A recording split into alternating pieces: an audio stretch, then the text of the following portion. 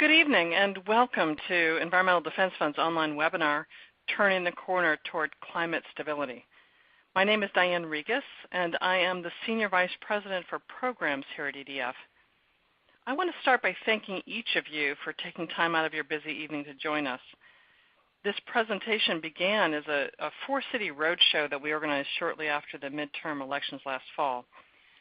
During the tour, I was inspired incredibly to meet so many thoughtful and concerned EDF members. It was really wonderful to be part of this well-informed and passionate community. And I want to thank you for your support and your commitment to solving the climate crisis. Tonight, two of my colleagues and I will present key highlights from our 5-year strategic plan to turn the corner towards climate stability by 2020. First, Steve Hamburg, our chief scientist, who's focused his long research career on climate change impacts and mitigation strategies. Steve is going to update us on the latest science and how that science helped inform and shape our strategic plan. Then we're going to hear from Derek Walker.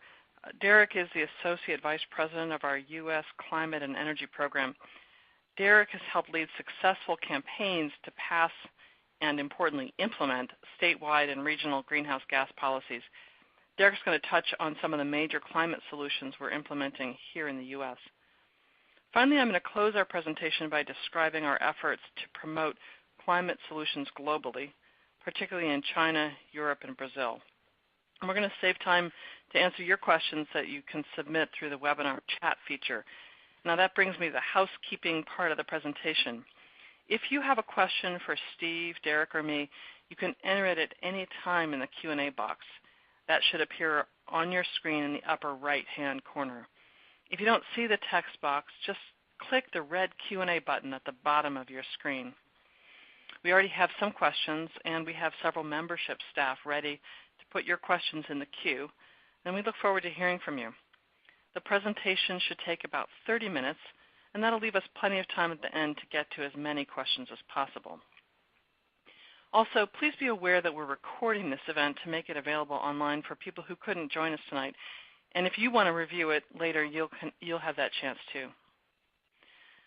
Before I turn it over to Steve, I want to share a couple of big picture observations that have struck me as we've talked with people around the country about this strategy.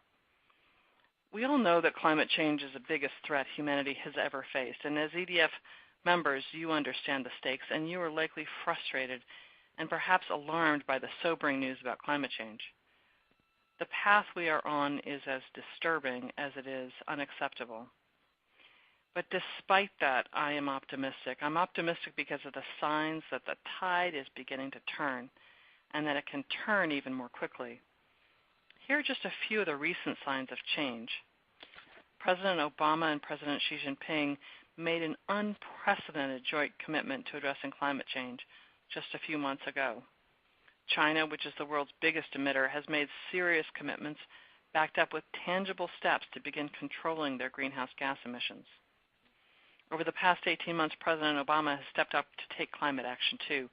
He proposed the Clean Power Plan to address emissions from power plants and committed to regulate methane from oil and gas for the first time. And we are starting to see cracks in the partisan blockade over climate change. You probably saw the recent poll of Latinos in the U.S. Over half of Hispanics in this country recognize that this is an extremely important issue, and 80% of young people believe we need to act. Those demographics and others are on our side. I believe that we've got the wind at our backs for the tough work ahead, and the work is tough. We need to accelerate the effort to drive emissions downward to avoid catastrophic climate change. And there is no institution on earth that can do the job alone. Not China, not the U.S., not the World Bank, not any one company, and certainly not EDF. But each of us must do all in our power if we're going to bend the trajectory of history. So let's get to it and talk about what can be done and what's in EDF's power to do and your power to do. So, without anything further, I'd like to start by introducing Steve Hamburg, who will update us on the latest climate science and the urgency of action. Steve? Thanks, Diane, and thanks everyone for joining us this evening and your interest and commitment to helping solve this most urgent and serious of environmental threats. We all know the basics. Human activities are dramatically increasing the concentrations of greenhouse gases in the atmosphere. This is altering the chemistry of our atmosphere. The levels of carbon dioxide, methane, and nitrous oxides we see today are unprecedented for at least the last 800,000 years, and this predates the evolution of modern humans by more than 600,000 years. All of this is changing our climate in ways we can already measure.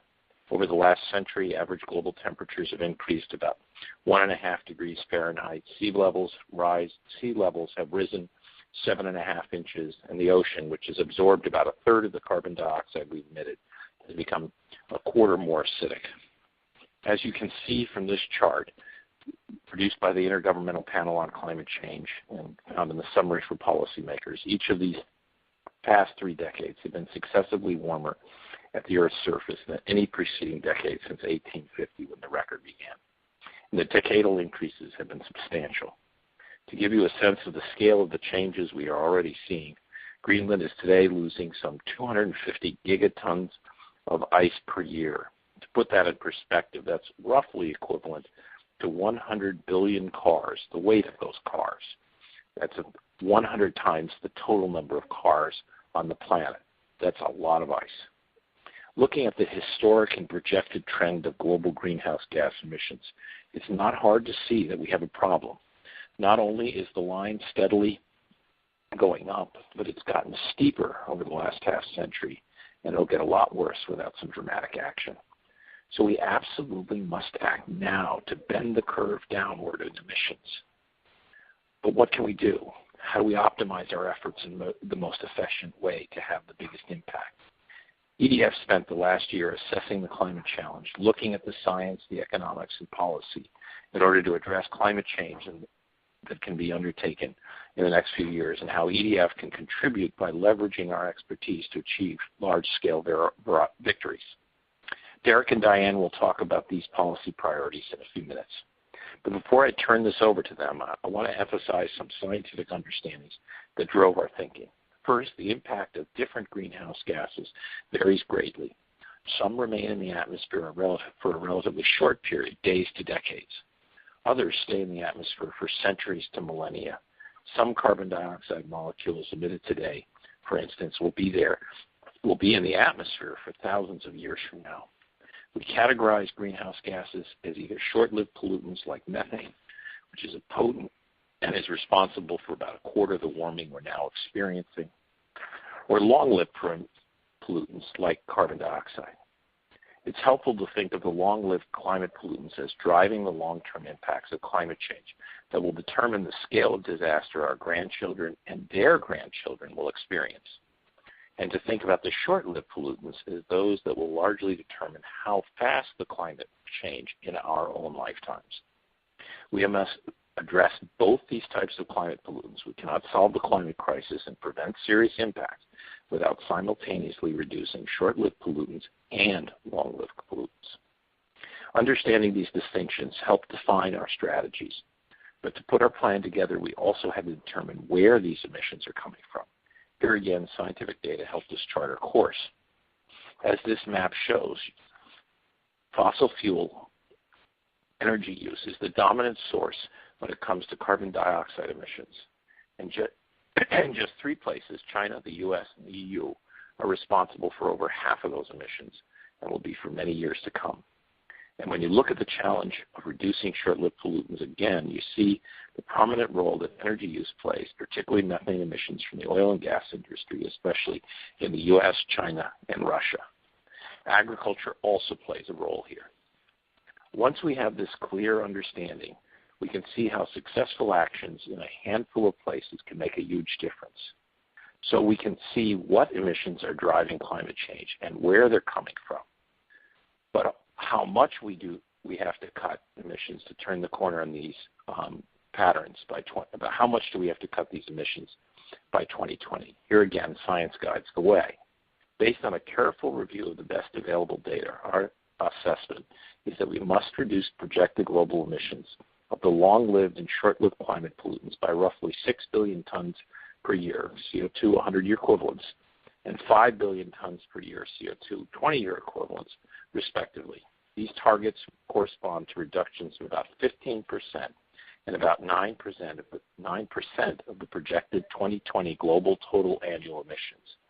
That's what turning the corner will look like. And the good news is there is still time to achieve those reductions.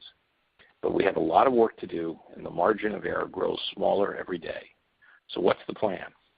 After assessing EDF's strongest opportunities to affect positive change, we've chosen 5 big initiatives to help meet those 2020 emissions reductions goals. And that's where I'll now hand the presentation to Derek and Diane to take you through our domestic and international work to achieve these goals and drive down emissions. Derek, off to you. Thank you, Steve. And just let me add my thanks to all who are listening for your support and commitment. All of our staff are so grateful to you and so inspired and energized by you. We couldn't be doing this without you. Reducing billions of tons of greenhouse gas emissions over the next 5 years is a monumental task. As Diane said, no one entity alone can do everything that needs to be done to solve the problem.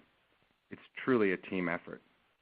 And as part of that teamwork, we see EDF playing a strong role in driving half of the needed reductions in short-lived and long-lived pollutants that Steve described.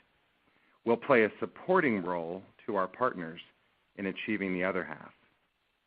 Our strategy evolved out of our analysis of the biggest global contributors to the emissions problem. As Steve mentioned, we zeroed in on 5 key areas where EDF can play a substantial role. I'll talk about the work we're doing here in the U.S., and Diane will share our priorities for action elsewhere in the world.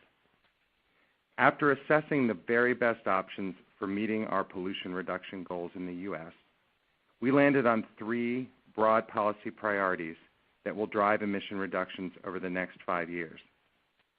While these next 5 years are critical, I want to emphasize that even as we work on these priorities, we must simultaneously lay the groundwork by building political support and creating policy opportunities to achieve much larger emissions reductions in the long term.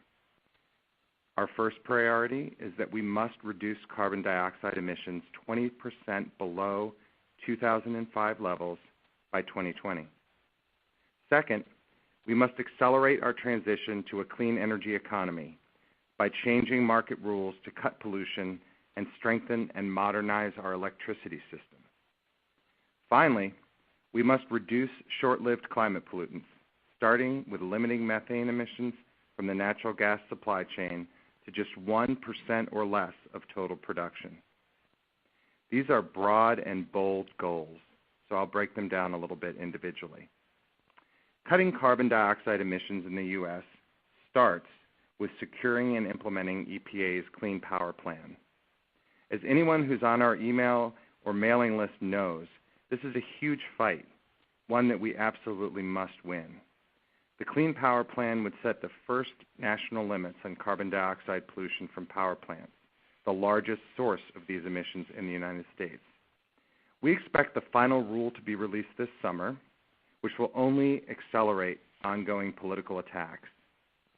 Our opponents are already mounting a vigorous campaign to derail the rules, and it's an all-hand-on-deck fight on our side. We are counting on your continued support and activism to keep these rules on track. They are absolutely essential if we're going to meet our carbon emissions reduction goals in the United States. Our second priority is modernizing our antiquated system for creating and distributing energy in this country, a system that now operates under rules that were established during the Great Depression. The good news is that clean energy is already cost competitive in many areas. But the bad news is that it's not getting deployed fast enough because of a thicket of complex, outdated state rules. Fortunately, there's a lot of agreement that some change is needed.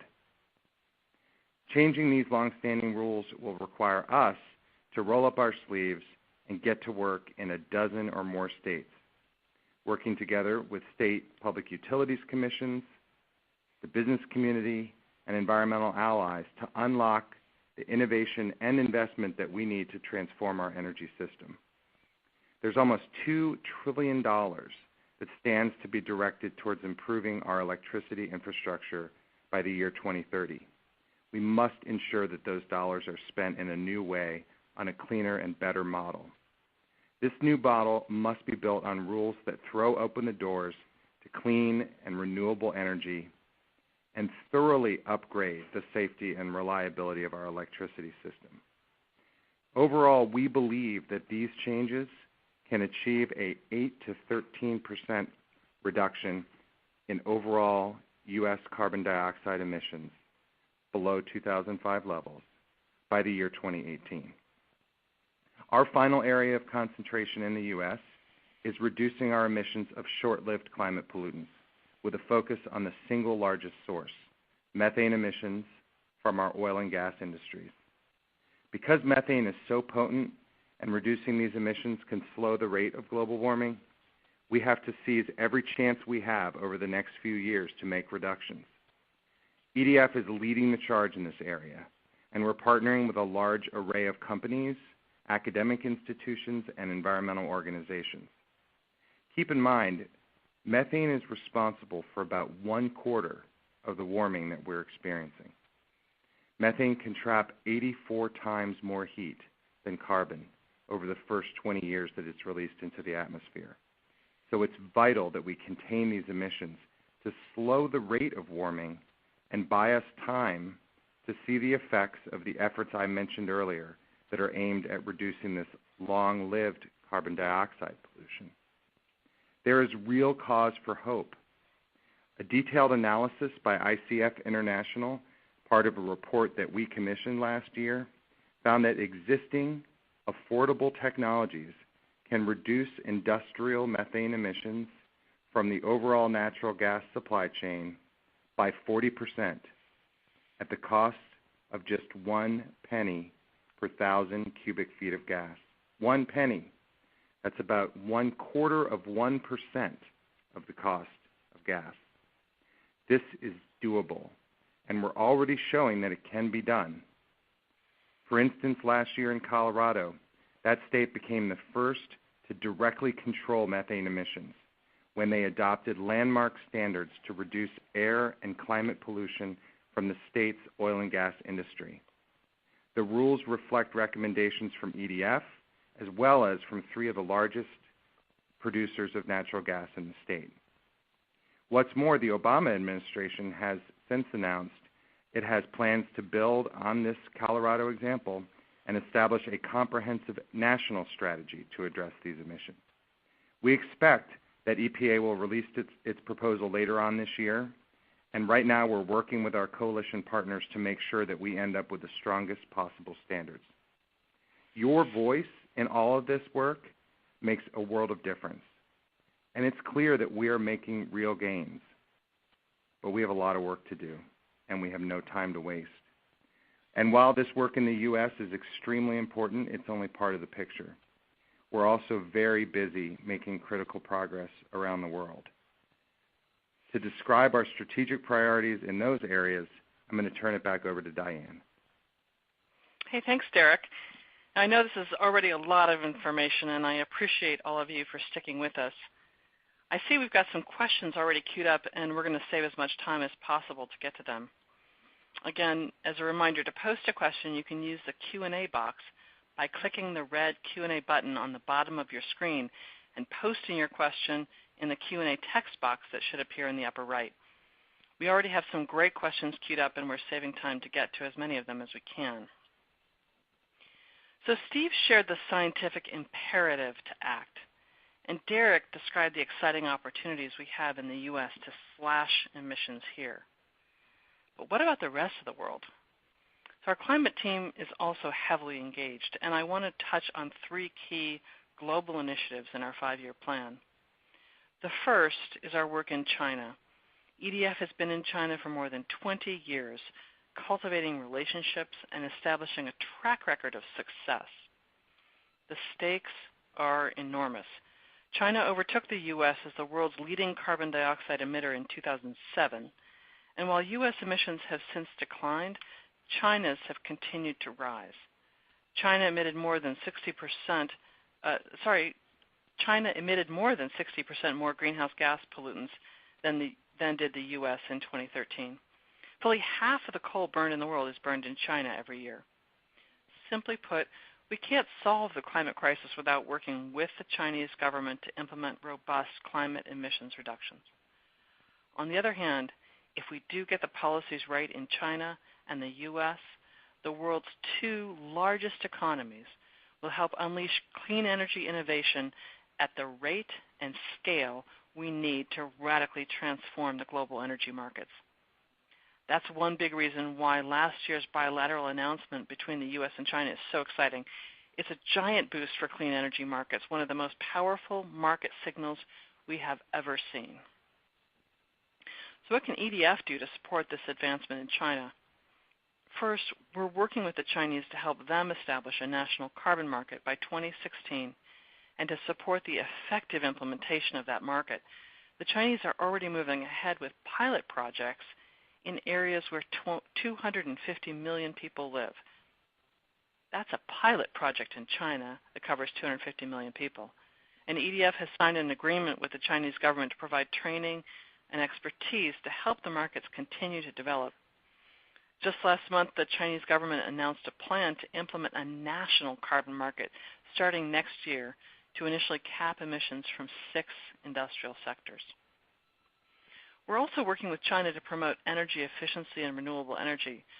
By 2020, our goal is that China will have improved its energy efficiency by 25% and will be generating 35% of its primary energy mix from non-coal sources. Now, one of the cheapest and easiest ways to reduce emissions is to improve energy efficiency. And to help find those opportunities, EDF tried an experiment.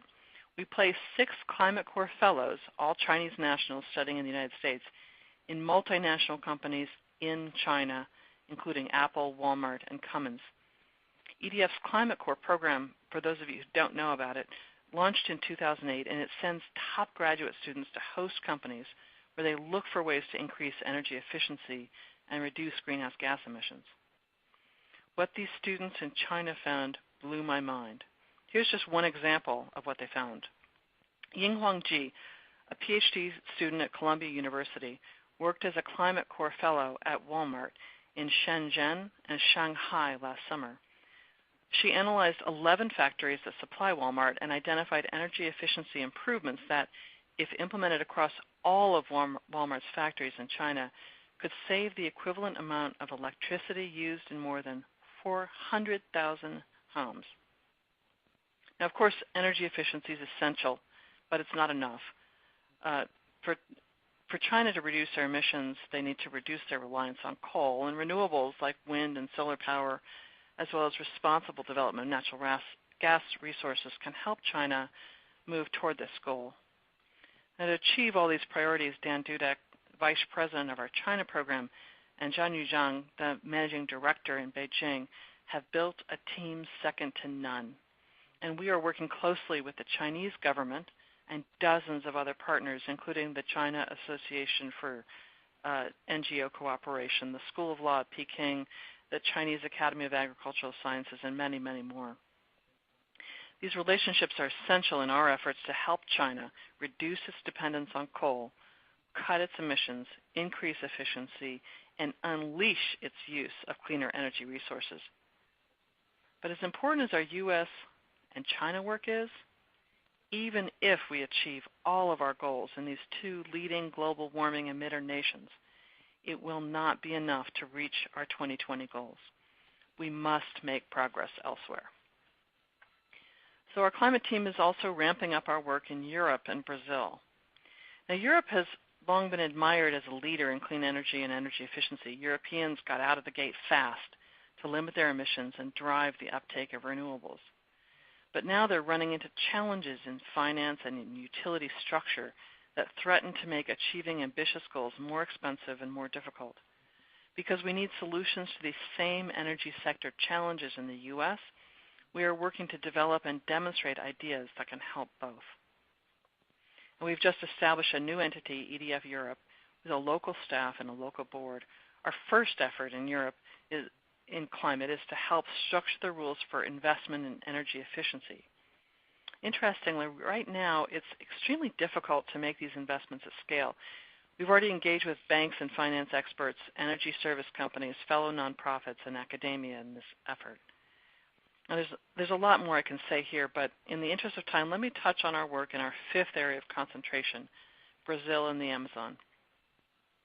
EDF is substantially expanding our work with local partners to halt further deforestation and to better protect and manage forests to protect their ability to absorb carbon dioxide emissions.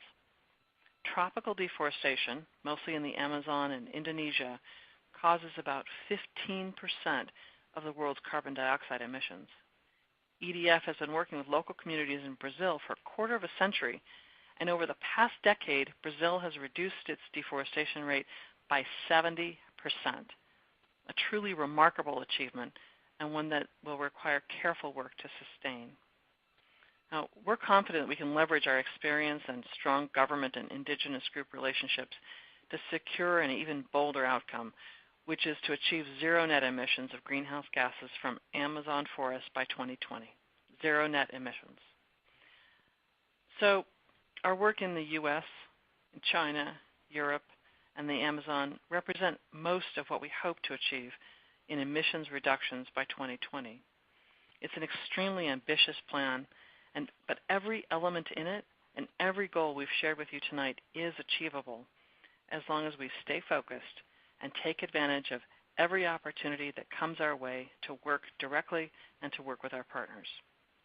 Now, before turning it over to questions, I want to mention that even if the combined efforts of EDF and others around the world are successful at turning the corner on emissions by 2020, we still have an enormous amount of work to do. This success would only bend the emissions curve downward to put us on the path to climate safety. We will have to keep driving down emissions through 2050 and beyond to prevent catastrophe by the end of this century.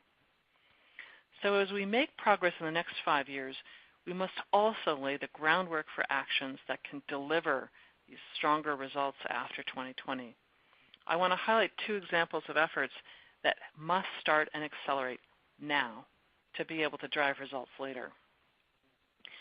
First, we need climate legislation in the United States. Current laws can only get us so far, and we'll be driving up costs unnecessarily if we don't put in place smart, comprehensive policy in the U.S. and do it soon. The core of this work to get legislation is building common cause with a broad enough coalition to win, and that means helping open doors for conservatives and moderates to see solutions that are consistent with their values and making climate progress necessary for politicians to win elections.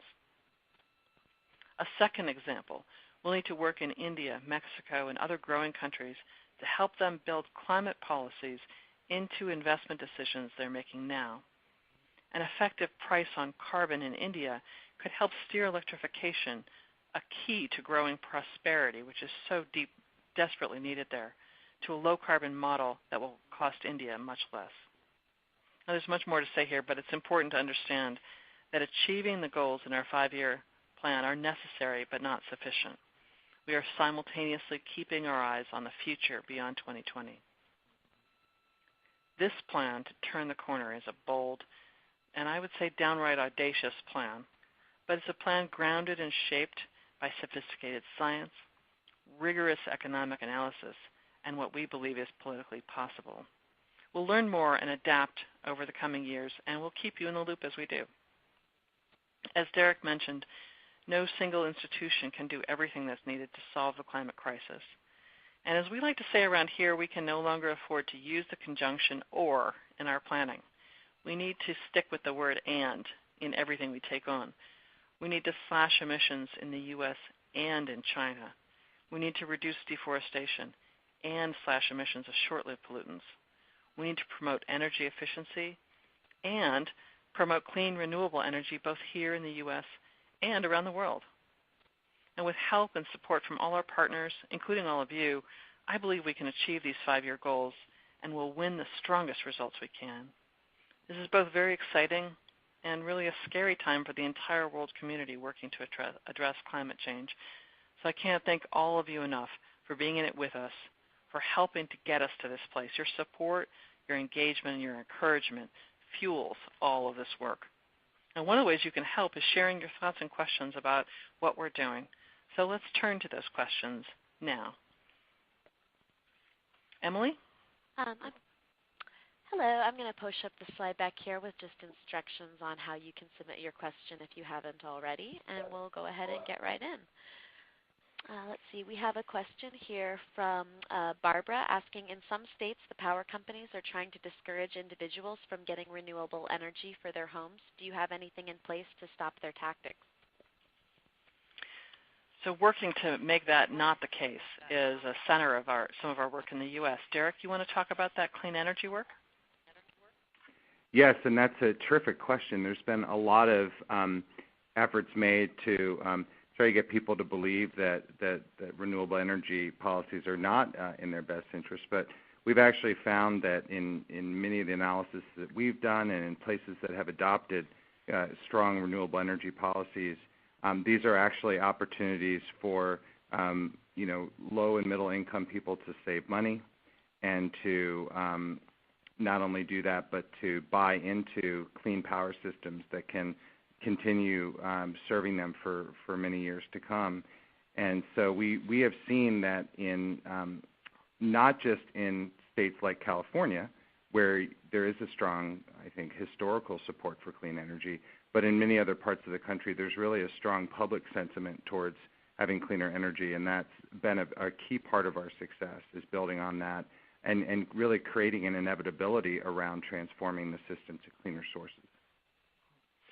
I would just add that a central part of this is making sure we're really expert enough in how these regulatory systems and how the utilities actually work. And so we've brought on people who used to be the regulators, who used to be on public utility commissions that make the rules for power companies. We brought on somebody who was the head of all the association of the utility companies to help us identify strategies that are going to work and really require the utilities to allow the markets to open up for clean energy to compete on a level playing field. And so we've got efforts in many states that are designed to do just that, and we work with local partners to make that happen. Emily, the next question? Yes, this is one for Steve from Nicola. Asks if you can please speak to the risk of methane emissions from deep ocean and permafrost that could cause runaway warming.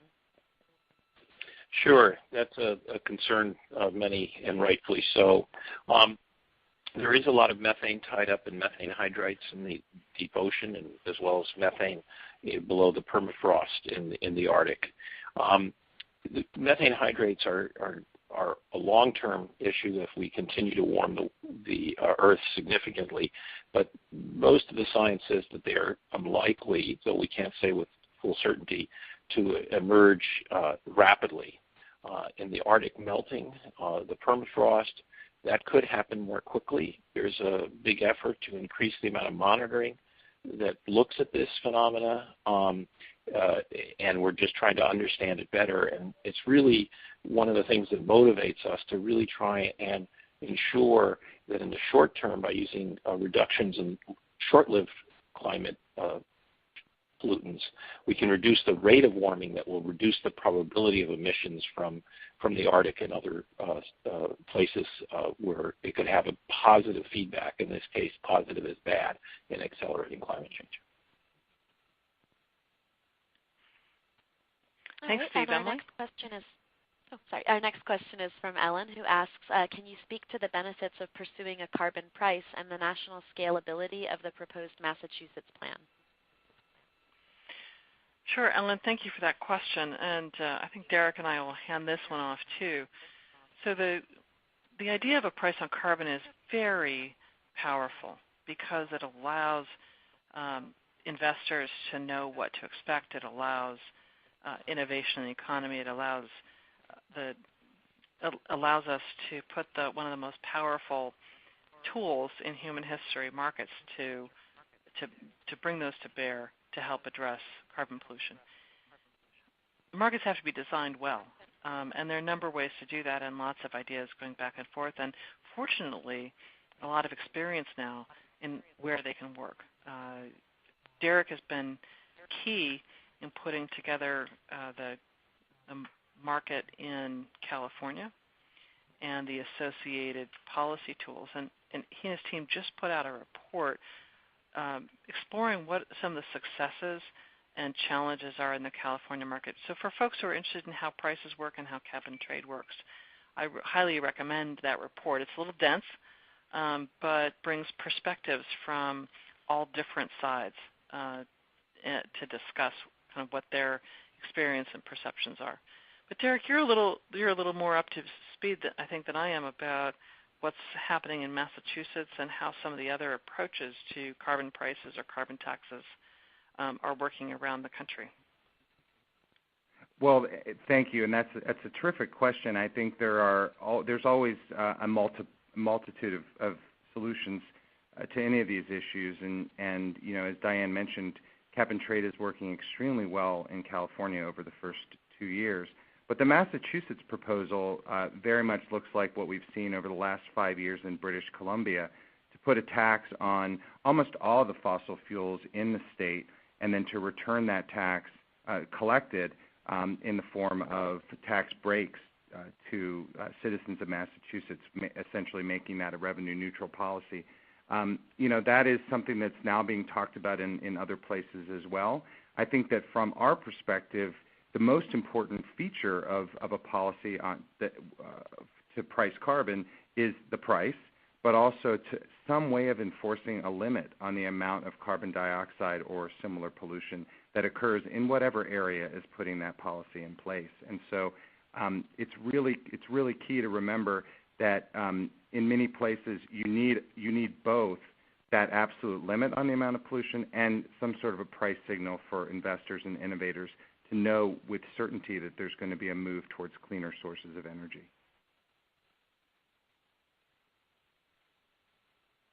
Our next question is from Andy, who asks, is global forest restoration and forest expansion essential to the eventual reduction of the level of atmospheric carbon dioxide? And if so, will EDF be promoting forest restoration and expansion? So absolutely. Sorry. No, go ahead. Nope. EDF has been very actively involved for decades in protecting forests from deforestation, which is the most effective thing we can do. If we don't put carbon from the terrestrial biosphere, from our forests, our soils, into the atmosphere, that's a lot better than having to take it back out through forest regrowth. We do support forest regrowth and better forest policy, particularly in our carbon-rich regions like in the Amazon. The challenge is that we can't fully restore forests because much of the agricultural land around the world is used for, it was formerly forested. So while we need to maximize the amount of forest that's in place, and it can have a very positive impact on CO2 in the atmosphere. Currently, the U.S., because of forest regrowth from the nadir of forests in roughly a century ago, offsets about 15% of the fossil fuel emissions by sequestering carbon. But we can't go the full way that we need to reduce emissions through forest activity. It's an important piece of the puzzle, but it's only a piece. Gets back to our focus on that there isn't one piece. This is an important one, and one of the ways I think about this, Andy, is that just like our strategy for emissions is about turning the corner, that is, stop emissions from going up and have them start going down as a first step. I think that I think about the forest issues somewhat similar way. In the Amazon, our goal in the next 5 years is to get to zero net deforestation. By getting to that zero, it creates the possibility and will help push the science and the policy to think about what we can do to go upwards. I should mention that the work in Indonesia on tropical deforestation and on peat burning is also essential to getting to our 2020 goals. But it's not something that EDF is heavily engaged with. TNC and others are doing great work in Indonesia. And so as we've looked at the strategy, part of what we did is ask ourselves, okay, we've got this list of things that need to be done. Where can the EDF have the biggest impact, and where others are already doing a great job, and we can either support that or encourage their work. And this is a good example where we're working in Brazil. TNC is doing terrific work in Indonesia. Both are essential to getting to that reduction in deforestation that we need. Our next question, I think, is one we can all relate to. Heather asks, how do I approach my strong conservative politicians who are so quick to shoot down anything environmental by leaning on the argument for job creation? It's a great question. Derek, you want to take the first crack at that? Yes, going back to the report that Diane was mentioning that we did focused on California, that state, I think, arguably has some of the strongest environmental policies of any state in the country. And even since in the last 2 years we've put the cap and trade program in place, we have grown our economy faster than the rest of the country. We have grown our clean energy economy 10 times faster than the rest of the economy in the state. And those two examples are happening, that economic growth is happening at the same time as we're cutting our greenhouse gas emissions. And so, there are 300 or 400 companies in California that are all engaged in some form of clean transportation, either producing materials, producing automobiles, or some part of the supply chain. There is a strong nexus between clean energy and climate change policies and economic growth. And I think, I'll just use California to tell a political example, which is when we passed our standard for renewable energy about 5 years ago, we were able, even in a year where there was incredible partisan discord on many issues, most issues, we were able to get several members of the Republican Party voting for that renewable energy policy because there were businesses growing in their districts, that stood to benefit. So I think you look around, and whether it's California or other states, there's a growing clean energy economy and those businesses need to find their voice. We've been encouraged over the last few weeks. It was very interesting to see the number of Republican senators who voted for some positive movement on climate. We've been, of course, our political team has been taking a close look at those votes. And so we are seeing some openings there. I think it's important to emphasize the shared values of job creation, of prosperity, and encourage conservatives to develop ideas that make sense from their perspective. But it's also true that when politicians see their constituents want climate action, that's going to help. And one of the reasons that I'm optimistic is that so many young people, so many other groups that politicians want to compete for, believe that climate action is necessary. And I think that continuing to emphasize that, continuing to encourage young people, that their votes, their act of registering and voting is going to matter to this issue over time. Emily, another question? We just had a great question. Douglas asks, where can we find the California report to wave in front of our governor? Derek, how would you suggest somebody find that? Absolutely. Well, it's called Carbon Market California, and it can be found at our website, edf.org. And we can certainly send you an email as well with a link to that report. And fortunately, we've already had a chance to talk with our governor in California about it, and I think there's a lot of great material in there to show how those policies are working well. Great. We have two questions I'm going to pair up together here. Nicola asks how EDF is addressing transportation fuels, which will be slow to be electrified. And Alfredo asks how we can encourage people to move from gasoline and diesel vehicles to electric vehicles and to invest at the national level in charging stations. So it's pretty exciting to see some of the developments going on in this arena, especially electric vehicles. The investments being made privately the policies that are driving development of electric vehicles in California and elsewhere. My own take, and I'm going to ask Derek and Steve to add to this, is that as we get in place economy-wide policies, it's going to push everything.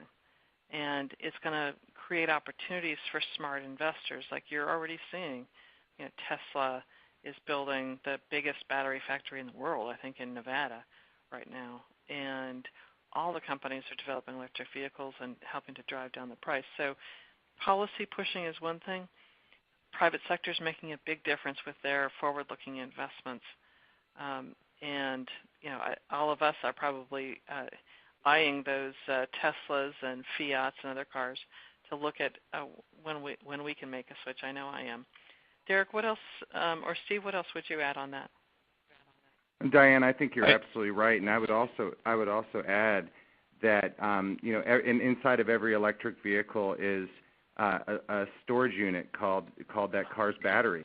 And one of the reasons why, as Diane mentioned, we have brought into our organization so many experts in the public utilities is because one of the ways that we create more incentives for people to buy these vehicles is to give them the opportunity to actually use those car batteries as storage and sell some of that power back to onto the electricity grid and make some money off of it. And a lot of times that although that seems, I think, like a fairly straightforward proposition, a lot of times that requires several months, even years, and many complex rulemaking proceedings to be in to get those rules to be more rational and to work in favor of customers who, in many cases, really want to buy those vehicles. So that's another example of clearing away the barriers so that more people can purchase.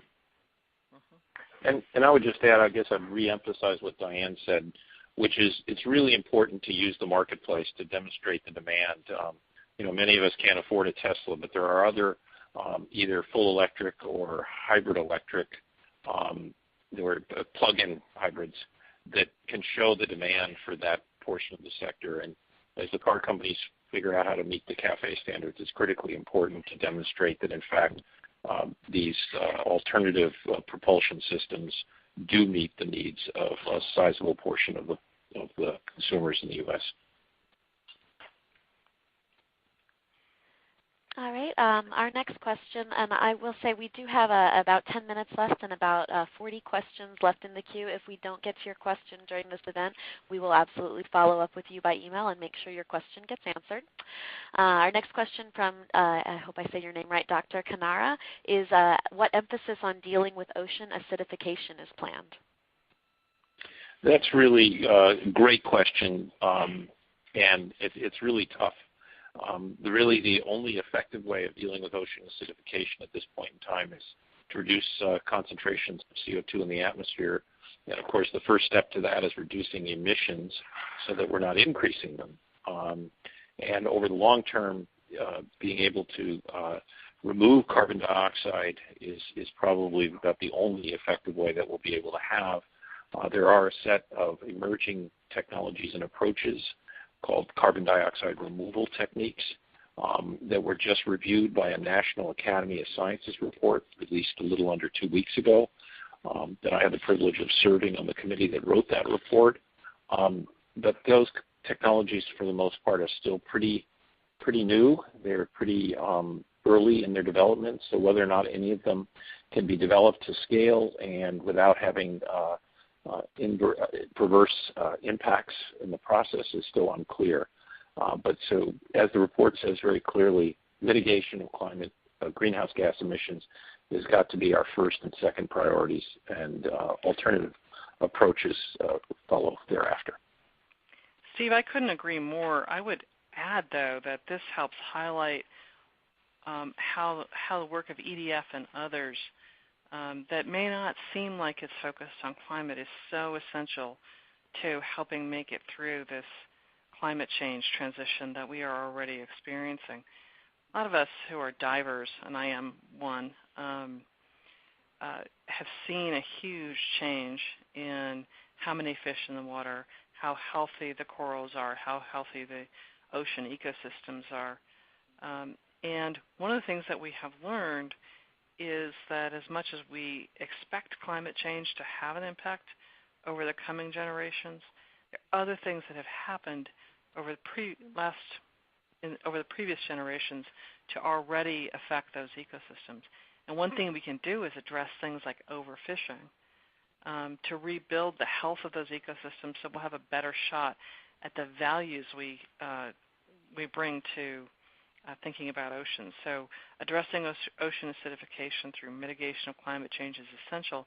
We can also take steps to strengthen those ecosystems by addressing the other insults and doing it in a way that increases productivity and helps fishermen as well as divers and what they value the oceans for.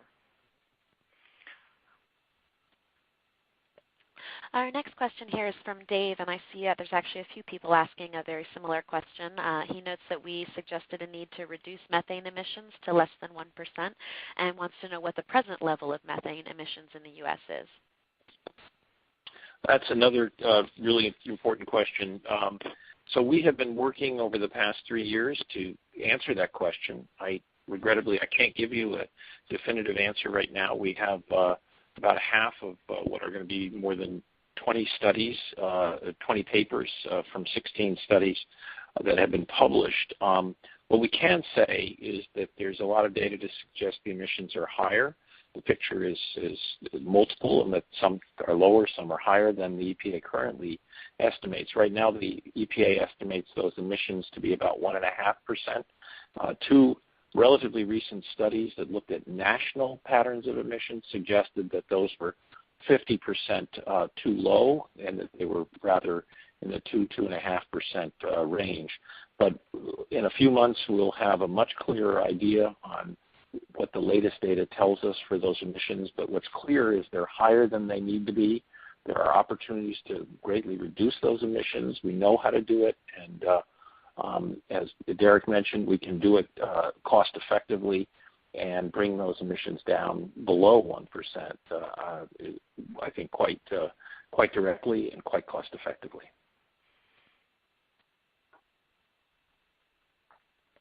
Great, and our next question is from Miriam, who, again, many other people seem to be asking a similar question. She asks, can you give us as individuals some achievable goals to focus on to support the effort? So Miriam, thank you for that, because I think all of us want to know what we can do that's going to make a difference. And as that last slide says, to change everything is going to take, it'll take everyone. So I'm glad you asked.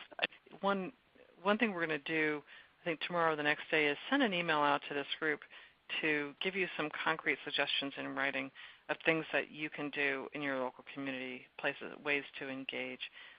As I said already, my favorite is to encourage young people to register and vote. It really does make a difference.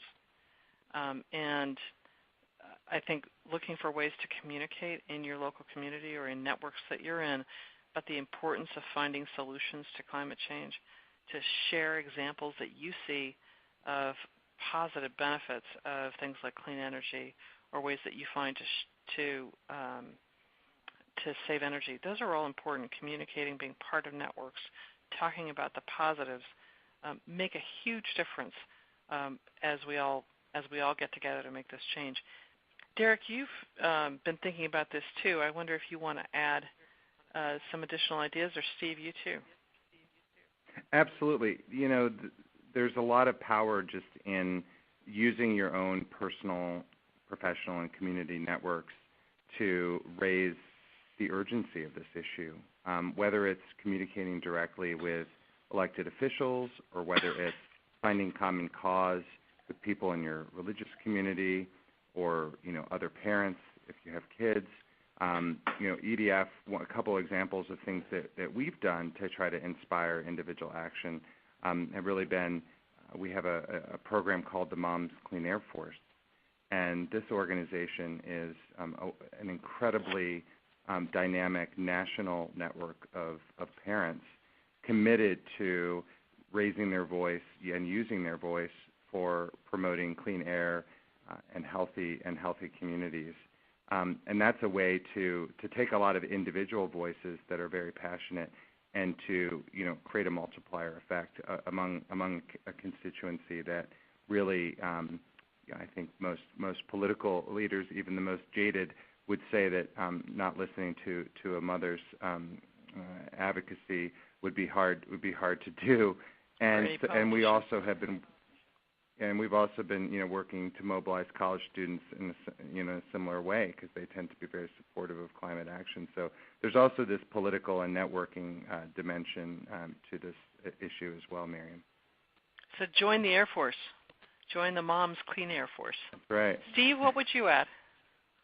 Well, I think Derek hit upon it. It's really about community, and I know the power of the community that I'm in is working. I've given many talks at different churches and synagogues, and those communities are really galvanized about recognizing that they were wasting a lot of their money and not going to their beliefs and implementing their values because they were wasting energy. That gets individuals to look at home. Then that gets other members of congregations, not in the one that I spoke, to act. And I think as a community, we can collectively have much more impact, and that starts to really resonate. Emily, we probably have time for one more question. All right. So choose carefully. We've got one here from I think this is a nice one to wrap it up with in the spirit of collaboration and partnerships that EDF is known for. This is a question from Philip. There are a large number of environmental organizations doing good work to combat global warming.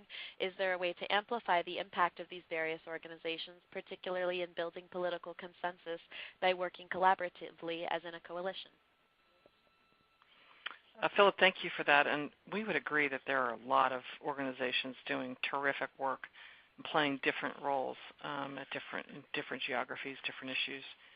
And one of the things that we tried to do pretty carefully in looking at our climate work was look at what others are doing and make sure that we are amplifying others' work, cooperating with others, supporting others, and taking on leadership in areas where we weren't duplicating work. So both looking for synergies and making sure we didn't build in overlap where it wasn't needed.